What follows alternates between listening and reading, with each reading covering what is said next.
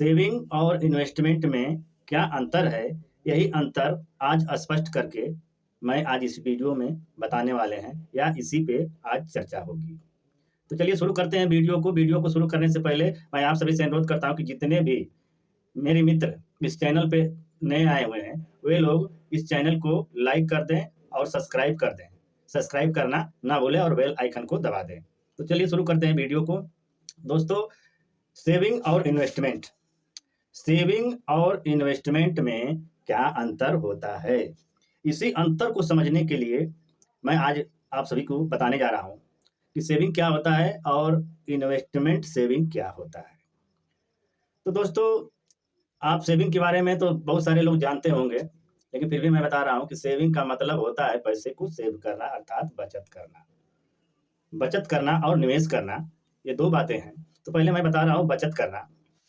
बचत वह चीज़ है कि आप अपने रोज़मर्रा की कमाई में से या आप मंथली या डेली आप कितना पैसा बचाते हैं।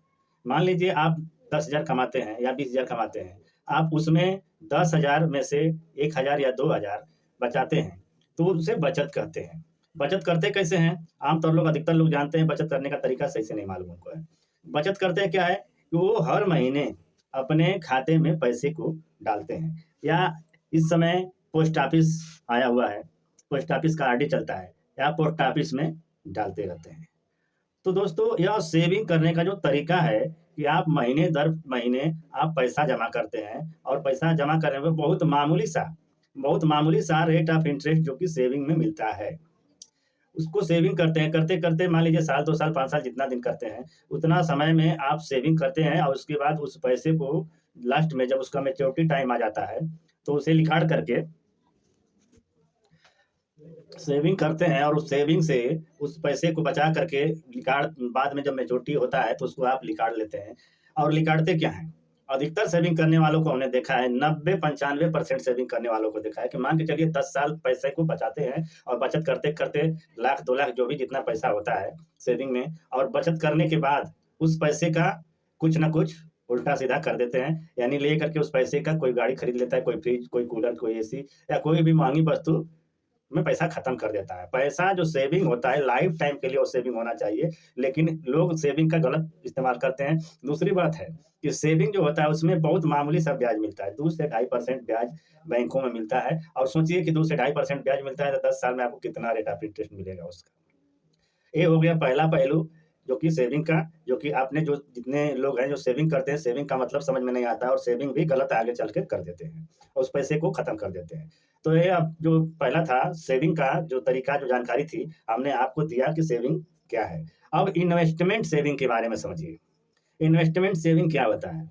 इन्वेस्टमेंट दोस्तों, इन्वेस्टमेंट सेविंग का मतलब कि आप पैसे को हर समय आप निवेश करते हैं। जैसे आपने सेविंग के तौर पर एक म्यूचुअल फंड एसआईपी लिया और म्यूचुअल फंड एसआईपी को आपने 2-2 हज़ार रुपया करके हर साल आपने जमा किया और हर महीने उस सेविंग पे अच्छा खासा रेट ऑफ इंटरेस्ट मिलता है।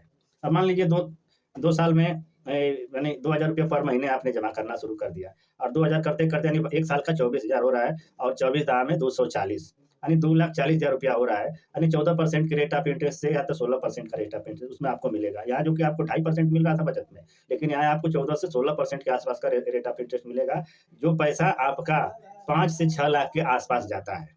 और वही पैसा जो उसमें लगाए रहेंगे, मान के चलिए आपने जो सेविंग किया 2,40,000 तो आपको बहुत मिलेगा तो 20,000 25,000 रुपया मिलते-मिलते जोड़ हो जाएगा। तो यह थी सेविंग, यही सेविंग की जानकारी थी कि सेविंग में जो पैसा होता है, जो कि ग्रोथ फंड में लग जाता है।